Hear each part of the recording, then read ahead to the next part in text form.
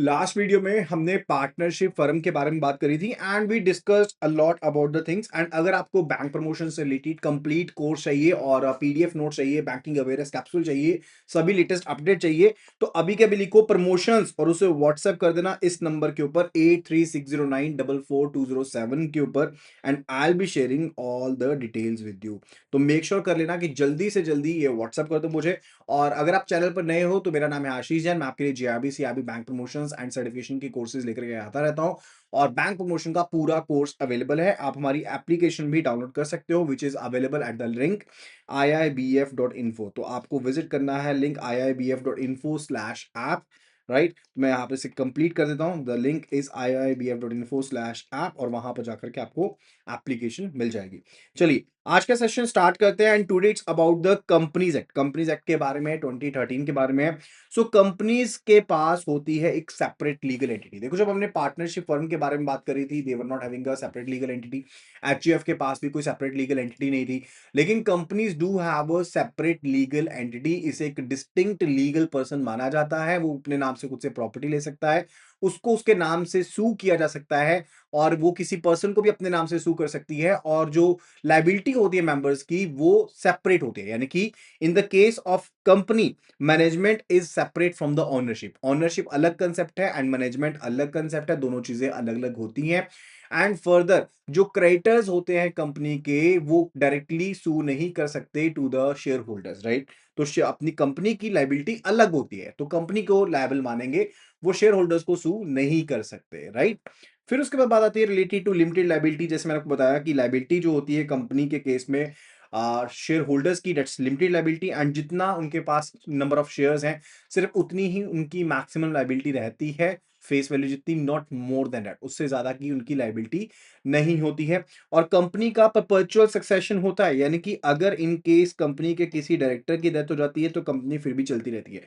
Unlike in the case of the partnership firm, I told you कि partnership firm के case में अगर किसी पार्टनर की डेथ हो जाती है तो पार्टनरशिप फर्म खत्म हो जाती है और नया अग्रीमेंट एंड सब कुछ नया लेना पड़ता है, तब वो आगे चलेगी। लेकिन कंपनी के केस में ऐसा नहीं होता, अगर किसी डायरेक्टर की डेथ हो भी जाती है तो कंपनी का परपेचुअल सक्सेशन होता है और वो आगे चलती रहती है, राइट। ये सिनेरियो होता है। और अगर इवन सभी मेंबर्स की डेथ भी हो जाती है तो भी कंपनी जो है वो रहती है और ऑनरशिप उसकी लीगली आगे ट्रांसफर कर दी जाती है। Then it's related to the ROC registration. ROC registration is basically mandatory and that is to be registered with the registrar of companies, यानी कि जो भी कंपनी होगी उसे रजिस्ट्रार ऑफ कंपनीज के पास रजिस्टर करना होगा। Now let's have a look at the important documents for the company. तो इंपॉर्टेंट डॉक्यूमेंट्स कौन से हैं? मेमोरेंडम ऑफ एसोसिएशन है, आर्टिकल्स ऑफ एसोसिएशन है, सर्टिफिकेट ऑफ इनकॉर्पोरेशन है, सर्टिफिकेट ऑफ कमेंसमेंट है, बोर्ड रेजोल्यूशन है। These all are the important documents. Like अगर मैं सबसे पहले बात करता हूँ related to memorandum of association, ये बताता है कि कंपनी आउटर वर्ल्ड के साथ कैसे डील करेगी, ठीक है। तो सिंपल सा फंडा याद रखना, मेमोरेंडम ऑफ एसोसिएशन जिसको हम एमओए कहते हैं, ये बताता है कि कंपनी आउटर वर्ल्ड के साथ कैसे डील करेगी। और वहीं आर्टिकल्स ऑफ एसोसिएशन जो है वो बताता है कि इंटरनल रूलिंग्स कैसे चलने वाली हैं, इंटरनल रूल्स रेगुलेशंस क्या होने वाले हैं, उसके बारे में बताता है। और मेमोरेंडम ऑफ एसोसिएशन के केस में अलग अलग क्लोज होते हैं, like name close, registered office close, object close, liability close, capital close, subscription close, ये अलग अलग क्लोज रहते हैं। जबकि आर्टिकल्स ऑफ एसोसिएशन जो होता है वो एक इंटरनल रूल बुक है जिसमें मैनेजमेंट एंड एडमिनिस्ट्रेशन जो कंपनी की कैसे चलेगी उसके बारे में बताया जाता है। फिर एक होता है सर्टिफिकेट ऑफ इनकॉर्पोरेशन, जो कि एक डेट ऑफ बर्थ सर्टिफिकेट है which is being issued by the registrar of the companies, और ये एक लीगल प्रूफ होता है related to the legal birth of the company and ये एविडेंस होता है इनकॉर्पोरेशन का एंड ये सिर्फ और सिर्फ पब्लिक कंपनीज के लिए होता है। Further it's related to board resolution, यानी कि कंपनी के केस में होते हैं अलग अलग person. Like I told you, यहां पर है शेयर होल्डर्स जो कि कंपनी के ऑनर होते हैं। तो शेयर होल्डर्स जो होते हैं वो होते हैं कंपनी के ऑनर, और दूसरी तरफ हमारे पास होते हैं डायरेक्टर्स जो कि कंपनी के जो डे टू डे ऑपरेशंस हैं उनको मैनेज करते हैं। एंड डायरेक्टर्स जो होते हैं इनको हम कलेक्टिवली कहते हैं बोर्ड ऑफ डायरेक्टर्स, और ये कंपनी के एजेंट की तरह काम करते हैं। That is the scenario, right. So that is the case. सो ये था इंपॉर्टेंट चीज, और इनके द्वारा जो डॉक्यूमेंट दिया जाएगा, रेजोल्यूशन पास किया जाएगा, that is a board resolution जो ऑथराइज करेंगे for the banking account operations and other things, other operations in the company. फिर बात आती है members and the directors requirement. तो एक सिंपल सी चीज मैं आपको बता देना चाहता हूं कि number of members and directors को यहां पर बताया गया है कि प्राइवेट लिमिटेड कंपनी के केस में कितने number of members and directors हैं मिनिमम जो चाहिए, या मैक्सिमम जितने चाहिए। प्राइवेट लिमिटेड कंपनी के केस में मिनिमम जो नंबर ऑफ मेंबर्स चाहिए वो रहेंगे 2, एंड मैक्सिमम जो नंबर ऑफ मेंबर्स रहेंगे वो रहेंगे 200, राइट। और वहीं अगर पब्लिक लिमिटेड की बात करें तो मिनिमम 7 मेंबर्स चाहिए, और मैक्सिमम की कोई भी लिमिट नहीं है, कितने भी मेंबर बन सकते हैं एक पब्लिक लिमिटेड कंपनी में। पब्लिक लिमिटेड कंपनी वो होती है जिसके स्टॉक फ्लोट कर रहे हैं स्टॉक एक्सचेंज के ऊपर, या जिसमें जिसके शेयर्स की फ्री ट्रांसफरेबिलिटी है। लेकिन in case of private limited company जो शेयर्स होते हैं किसी कंपनी के, those are not freely transferable, वहां पर रिस्ट्रिक्शंस होती हैं। और अगर हम डायरेक्टर्स की बात करते हैं, in the case of the private limited company minimum directors 2 हैं और मैक्सिमम है 15, whereas in the case of the public limited company minimum जो है वो है 3 डायरेक्टर और मैक्सिमम 15 है। लेकिन एक स्पेशल रेजोल्यूशन जो है वो पास करते हुए नंबर ऑफ डायरेक्टर्स को इंक्रीज किया जा सकता है in case of the public limited company. Further it's related to the minimum paid up capital requirement. तो अब कोई भी मिनिमम पेड अप कैपिटल की क्लोज नहीं है। पहले होता था कि मिनिमम पेड अप कैपिटल चाहिए होती है, लेकिन अब मिनिमम पेड अप कैपिटल की रिक्वायरमेंट एज सच नहीं होती है। अब ऐसा कोई भी लिमिट नहीं रखा गया है। सो लेटेस्ट रूल ये कहता है कि कोई भी मिनिमम पेड अप कैपिटल की रिक्वायरमेंट नहीं होगी। आप इवन ₹1 के जो पेड अप कैपिटल के साथ भी कंपनी को अब रजिस्टर कर सकते हो। There is no limit in that.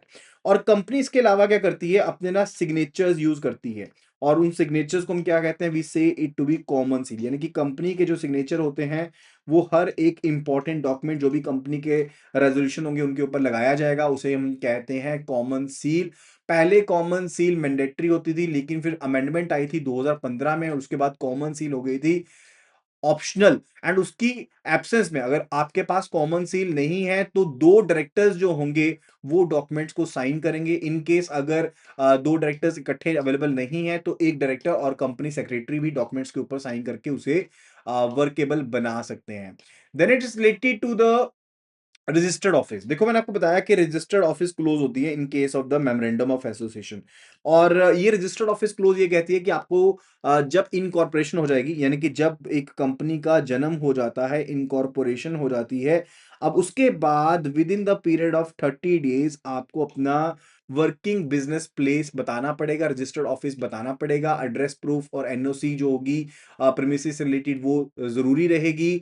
और that is to be basically registered office जो होगा वो तय करेगा कि आप कौन से रजिस्टर ऑफ कंपनी की ज्यूरिसडिक्शन में आते हो, और जितने भी नोटिस होंगे, लीगल कम्युनिकेशन होगी, वो उसी रजिस्टर्ड ऑफिस के ऊपर भेजी जाएगी, राइट। ये सिनेरियो रहता है इस पर्टिकुलर केस में। And after that we are going to read about the major relief for the startups. तो मैंने आपको ऑलरेडी बता दिया कि मिनिमम जो क्लोज है अब वो हटा दी गई है। करंट पोजीशन ये है कि कोई भी मिनिमम पेड अप कैपिटल का क्लोज नहीं है। देन एड्रेस के बारे में बताया कि with in 15 days of the incorporation आपको एस्टैब्लिश करना पड़ेगा ऑफिस को, और उसे फर्दर आरओसी को बताना पड़ेगा, वेरिफिकेशन सबमिट करनी पड़ेगी to the ROC in 30 days. And for the ongoing जो भी डाटा है आपको ये मेंटेन करना पड़ेगा, जितने भी आपके लीगल नोटिस हैं या फिर जो कोई भी कम्युनिकेशन होने वाली है, that all will be sent to this registered office. इस रजिस्टर्ड ऑफिस पर भेजी जाएगी वो। Then after that it is related to the company check rules. Critical compliance आपको करना पड़ेगा, यानी कि अगर कोई चेक कंपनी को पेएबल है तो कंपनी के अकाउंट में ही जाएगा, वो किसी डायरेक्टर के अकाउंट में नहीं जा सकता है। एंड फर्दर अगर कोई बेयरर चेक है जो कि कंपनी के नाम पर है, वो कोई भी पर्सन पे आउट नहीं करवा सकता, उसको आगे पे नहीं किया जाएगा।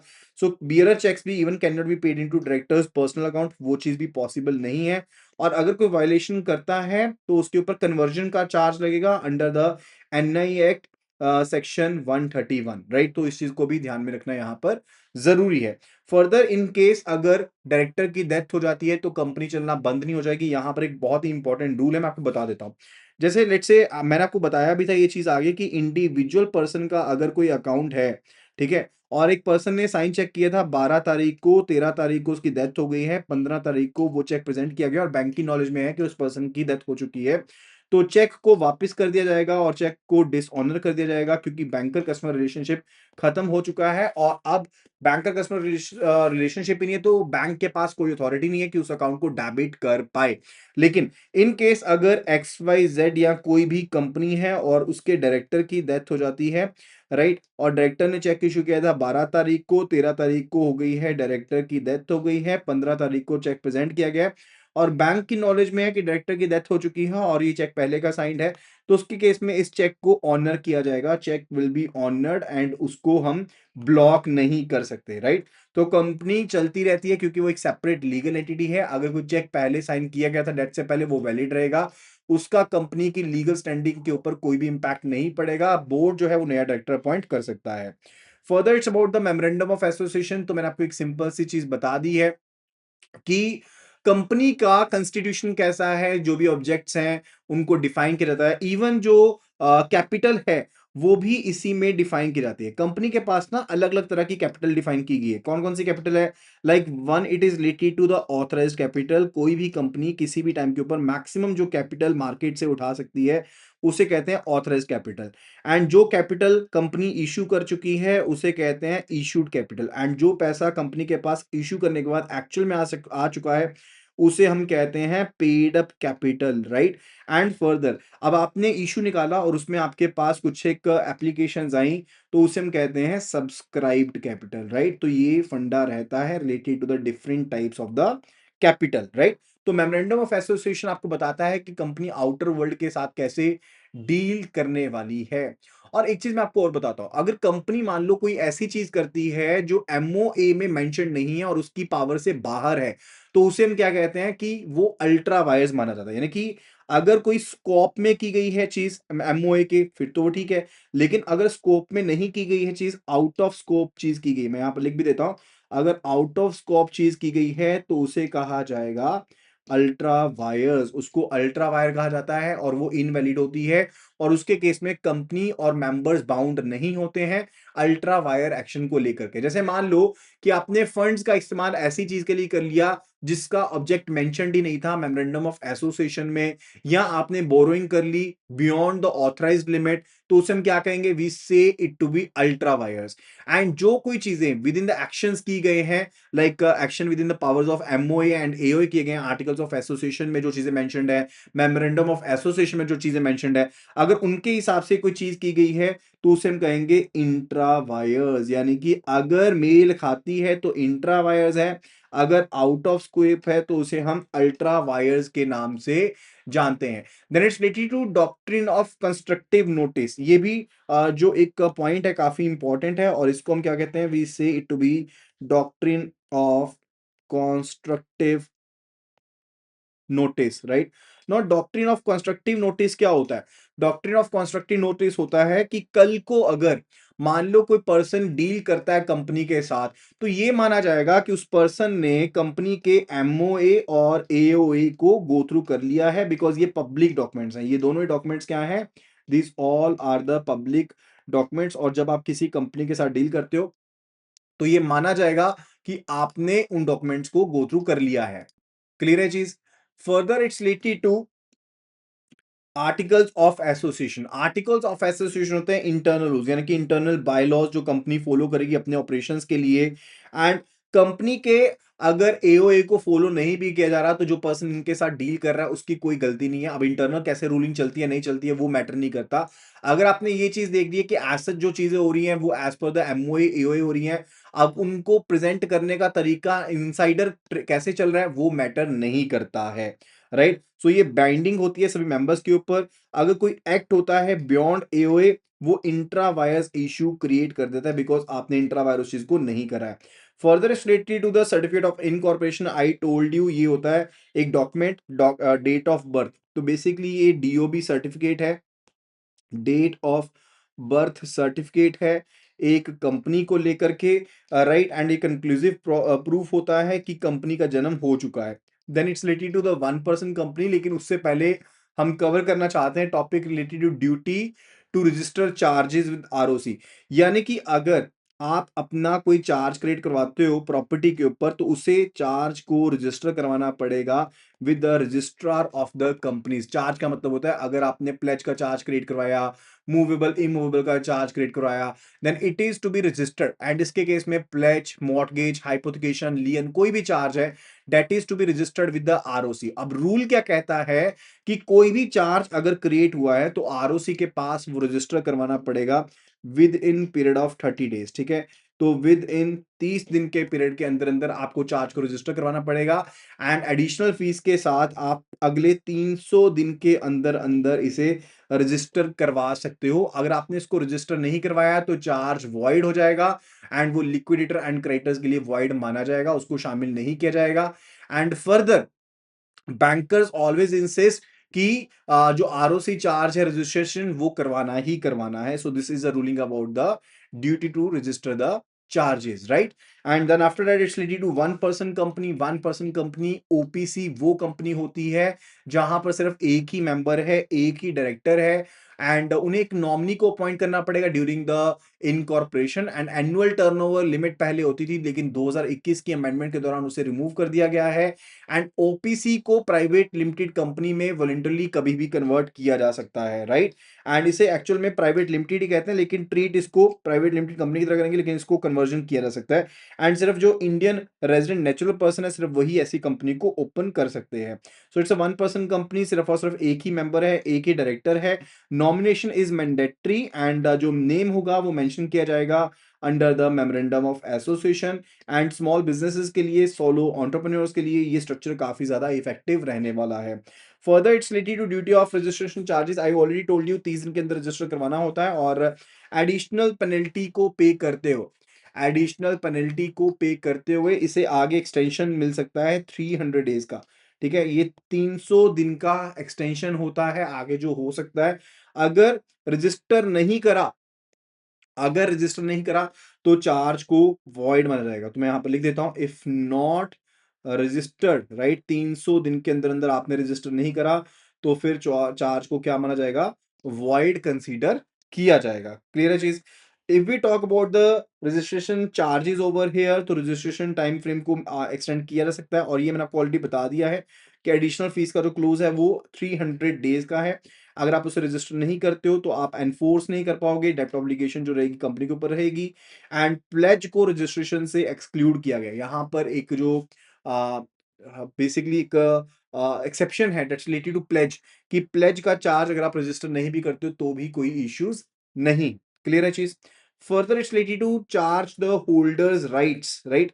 Let's have a look at the factor over here.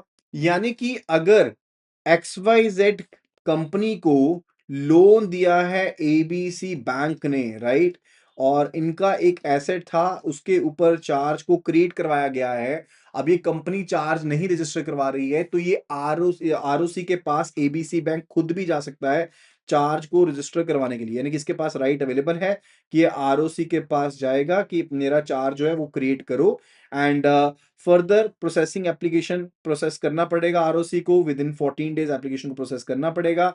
And जो भी चार्ज रजिस्ट्रेशन की जो फीस लगी है वो बाद में ये क्रेडिटर जो है वो रिकवर कर सकता है from the company. That can be done and that's a right which is available with the charge holder, right। Then it's related to the modification of the charges। like अगर कोई भी existing charge में आप alteration करना चाहते हो उसके बारे में है तो सेम प्रोसीजर रूल एप्लीकेबल होंगे, लेकिन मॉडिफिकेशन जो करवानी होगी वो विद इन 30 डेज करवानी पड़ेगी। एक्सटेंशन अवेलेबल है एडिशनल फीस पे करते हुए कि अगर आप एक्सटेंडेड पीरियड में मॉडिफाई करवाते हो। Then it's related to register of charges at the ROC. Register of charges basically होता है कि जहां पर जो भी चार्जेस हैं वो मेंटेन्ड है and that is being maintained by the register of the companies. तो यहाँ पर रजिस्टर में ऊपर एक इलेक्ट्रॉनिक बेस में टेबल मेंटेन करा जाता है एंड आप कभी भी इसको एनालाइज कर सकते हो। तो अगर कंपनी के ऊपर कोई भी चार्ज क्रिएट है सिक्योरिटी के ऊपर तो आप यहाँ पर उसे इंक्वायरी फी को पे करते हो, इंक्वायर कर सकते हो कि कोई चार्ज अवेलेबल तो नहीं है या चार्ज क्रिएट तो नहीं किया गया कंपनी के एसेट के ऊपर। That can be done, right. तो पब्लिक एक्सेस होता है इसका। Then it's related to satisfaction of the charge. Satisfaction of the charge is something related, जैसे मान लो कि प्रॉपर्टी के ऊपर चार्ज क्रिएट किया गया था और डेब्ट को अब रीपे कर दिया गया है एंड उसे चार्ज को हटाना है उसके बारे में है। तो कंपनी इन्फॉर्म करेगी आरओसी को with in 30 days of charge registration, company inform कर देगी। अब आरओसी जो है, लेट्स से XYZ कंपनी है जिसने पैसा सारा पे कर दिया है, तो कंपनी यहां पर इन्फॉर्म करेगी विद इन 30 डेज, जब इसने अपना लोन रीपे कर दिया है उसके बाद ये आरओसी को कंफर्म कर देगी। आरओसी फर्दर एक लेटर भेजेगा लेंडर को, यानी कि बैंक को, कि भाई ये चार्ज रजिस्ट्रेशन को हटाने के लिए। अगर कोई ऑब्जेक्शन नहीं दिया, इस बैंक ने, लेंडर ने कोई ऑब्जेक्शन रेज नहीं किया, तो उस चार्ज को आरओसी रिमूव कर देगा, right? That's the case. And further it's related to company's internal register, that is under the section 85।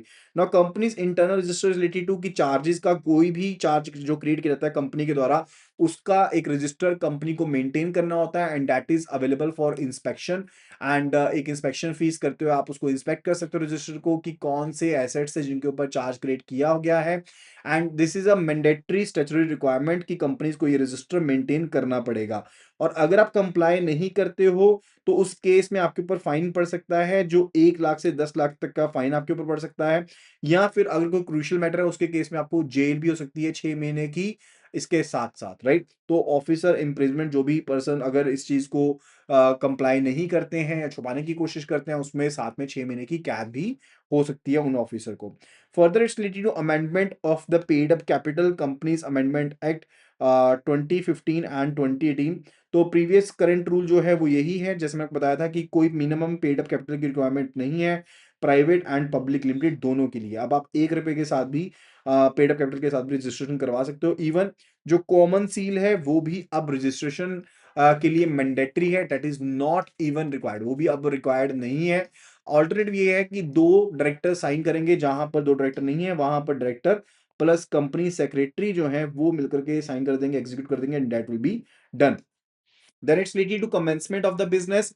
तो कमेंसमेंट ऑफ बिजनेस का क्लोज जो है वो अब री इंट्रोड्यूस किया गया है 2018 में। रिक्वायरमेंट ये है, दैट्स मैंडेटरी, आपको एक डिक्लेरेशन देनी पड़ेगी आरओसी को 180 दिन के अंदर अंदर कि आपने बिजनेस स्टार्ट कर लिया है। मेन पर्पस यही है कि ये कंफर्म करेगा कि कंपनी रेडी है अपने बिजनेस ऑपरेशंस को स्टार्ट करने के लिए। तो आपको एक कमेंसमेंट ऑफ बिजनेस का एक जो क्लोज है, डेक्लेरेशन है, वो देनी पड़ेगी कि कंपनी अब काम करने के लिए स्टार्ट करना चाहती है अपना काम करना, ठीक है? Then it's related to dividend declaration rules. अब यहां पर ना एक इंपॉर्टेंट रिस्ट्रिक्शंस है कि अगर अपने पिछले साल के लॉसेस एंड डेप्रिसिएशन को अभी तक एडजस्ट नहीं किया है तो उसके केस में आप डिविडेंड डिक्लेयर नहीं कर पाओगे। तो सिंपल सा बहुत इंपॉर्टेंट क्लॉज है कि अगर आपने पिछले साल के लॉसेस को राइट ऑफ नहीं करा, कवर नहीं करा, या फिर डेप्रिसिएशन जो अभी तक चार्ज करी थी उसको कवर नहीं करा, एडजस्ट नहीं करा, फिर आप डिविडेंड डिक्लेयर नहीं कर सकते हो। ये चीज इंश्योर करती है कि फाइनेंशियल प्रूडेंस बनी रहेगी, एंड जो शेयर होल्डर्स हैं, क्रेडिटर्स हैं, वो प्रोटेक्टेड रहते हैं।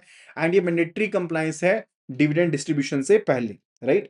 Further it's related to the limited liability partnership, लेकिन इसके बारे में हम कवर करेंगे in the next video. I hope कि आपको ये वीडियो पसंद आई होगी। वीडियो पसंद आए तो जल्दी से वीडियो को लाइक जरूर करें और शेयर जरूर करें। अगर आपको कंप्लीट पीडीएफ चाहिए तो अभी लिखिएगा प्रमोशंस, आपको लिखना है प्रमोशंस और व्हाट्सएप कर देना है टू द नंबर 8360944207 के ऊपर। So that video, thank you so much and see you again in the next video. Happy learning.